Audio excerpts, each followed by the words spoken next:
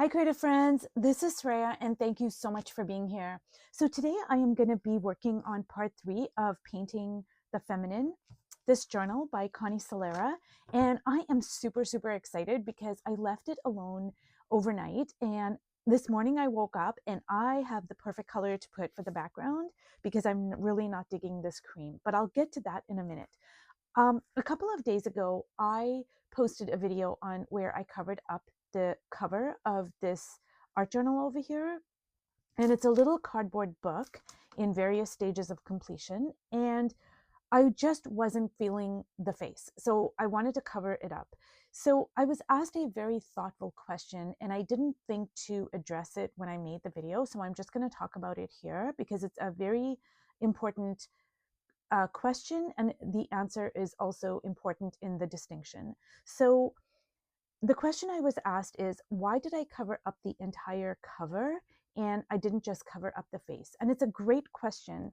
So just say in a spread like this, um, just say I'm working along and I go, you know what, I really don't like that face. I want to cover it up. So I might just get some collage and cover up the face and leave everything else intact.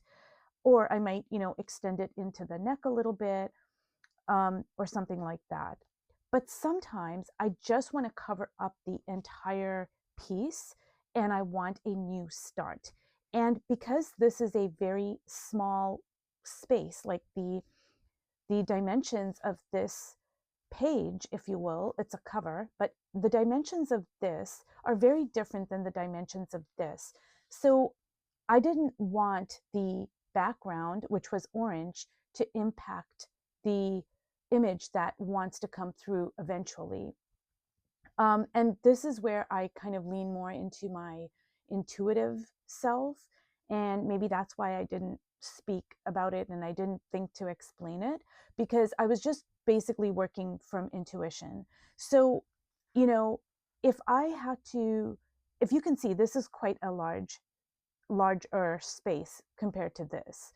So if I just cover up the face here, this is going to more, this will be able to tolerate it more than a smaller space.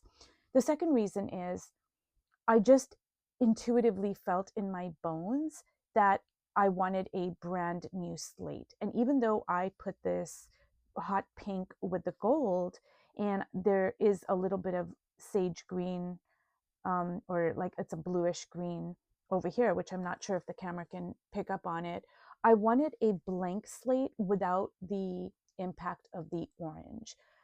And, you know, this is where our intuitive self really comes in. And whether it's just from years and years of painting or me learning to listen to my intuition, I'm not really sure what it is, but I wanted a completely blank slate because, what if the image that wants to make itself onto this page doesn't want there to be orange on it?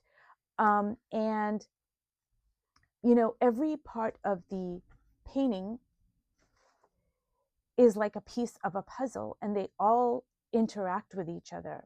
And that's why it is really challenging to work in a book like this, because, say, for instance, if I can get out my viewfinder here, um, this is Connie's work over here.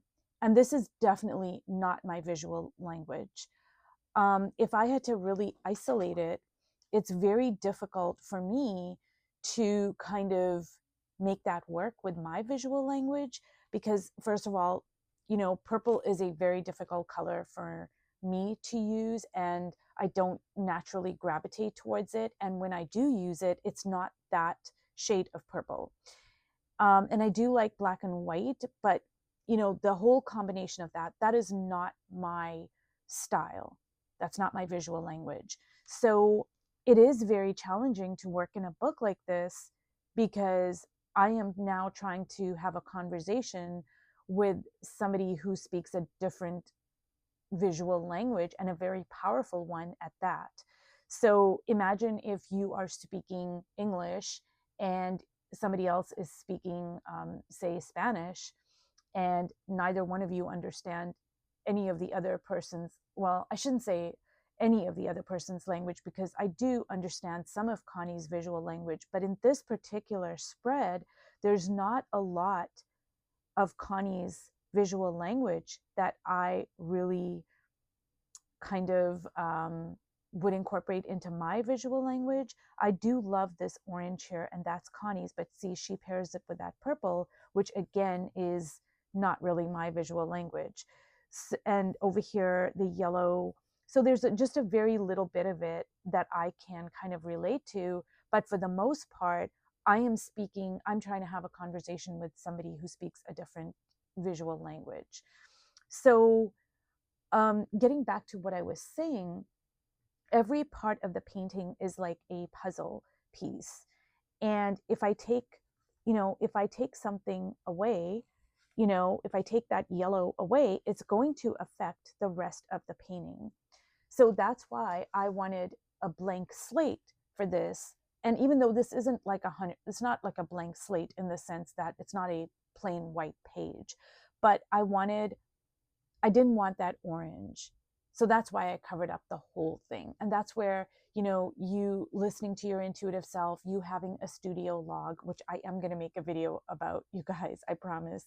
It's just about getting to learn how to listen to your visual language, because your visual language has a voice, and it has wisdom, and it has creativity, it has metaphor, it has imagery, symbolism. It has all of those things. So once you get to become intimate with your visual language, you are going to, trust it more. And your visual language your intuition is going to trust you more by giving you those clues about what to do. So I hope that made sense, and I wasn't just going off on a tangent, but that's how I work. And, maybe 20 years ago, I would have thought that was like really woo-woo and out there and whatever. And I wouldn't have been like, oh my God, what does that even mean?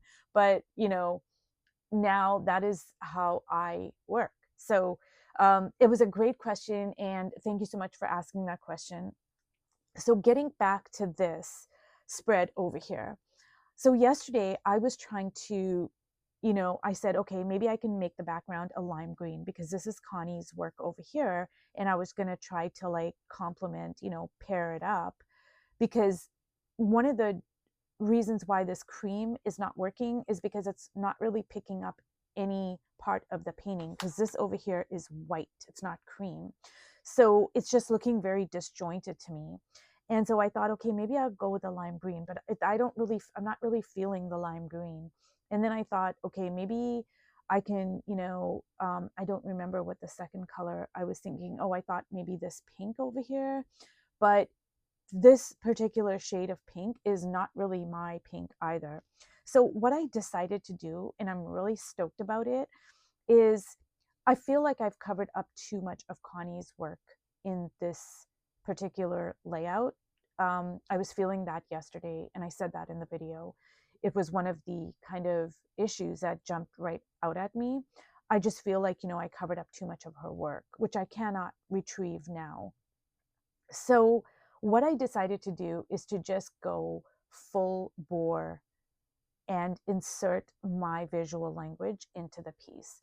And I am going to make the background this really luscious, delicious, orangey pink that I mix by using, it's kind of like a cerise color, and I got it from Oaxaca. And I'm gonna mix it with my Cad Red Light, and then I'm gonna like move it around the page a little bit. But I just decided to listen to what Connie says, which is love what you love. And I'm not going to try to make her visual language work in this particular piece. I'm just going to go like, hey, you know what? I am just going to love what I love, and I'm just going to do what I want to do. And because I have already covered up so much of her work, it doesn't really matter at this point how much more of her work I cover up, because it was her work that got me to this image in the first place. You know, because like I said, every part of the painting has meaning. So, oh my God, I am totally loving this here. Every part of the painting has meaning. And when you are, you know, working in this way, it was Connie's work that got me to this image. So even if I can't see her actual lines and marks and colors, it doesn't matter because her work is still a part of this piece because I used it as a roadmap to get to here. And I'm so loving this color, you guys. Oh my God. And I know it's a really bold choice, but I just deep down feel like I am absolutely loving this. And now I feel like it's like the best choice here for me. And this is what I mean about leaning into our visual language and our voice.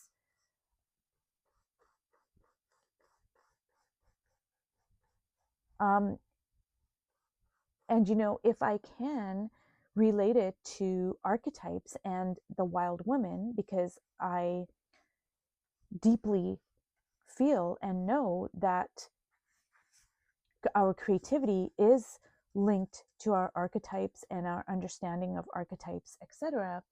And when Dr. Estes talks about the wild woman, that's what she's talking about, is listening to our intuition. And when we develop a strong relationship with our intuition, our intuitive self, the language of imagery and symbolism, etc., we're just going to know what we love because it's going to mean something to us. And the more we listen to our intuition, the more our intuition is going to trust us by giving us those clues about what we should do.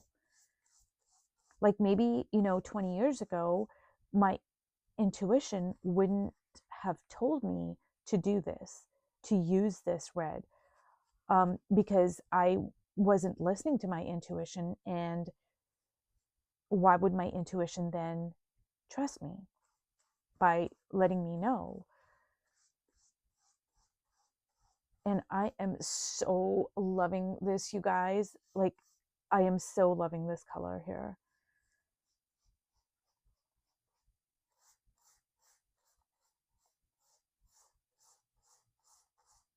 And yesterday afternoon, when I was making the part 2 video, I, was trying to keep a lot of Connie's work. But what I realized is, you know what? I don't have to do that. I can, yeah, sometimes, even though I am working in a book like this, and I do want to kind of keep a balance, which is what I said, I don't want to cover up too much of Connie's work, and I don't want to keep too much of Connie's work. But by the same token, I still want to remain true to myself and insert my visual language. And that cream just was not working for me.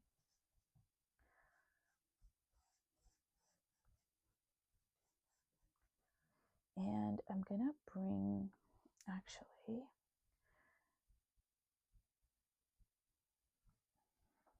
I think she needed that. And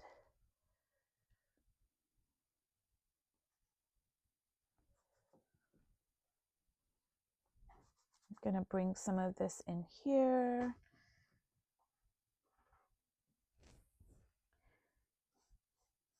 And I think what I'm going to do, you guys, is I am going to allow this to completely dry, and then I am going to come back and work on it some more, because I don't want to get my hands into this paint over here and then, get it dragged on to the other parts of the painting. So if you've watched all the way to the end, I hope that this has been informative. I hope that I've answered some of your questions, especially about the collage and covering up how do I choose to cover up parts of the collage, or cover up parts of my painting with the collage. And if you've watched all the way to the end, thank you so much, and I will see you in my next video. Bye.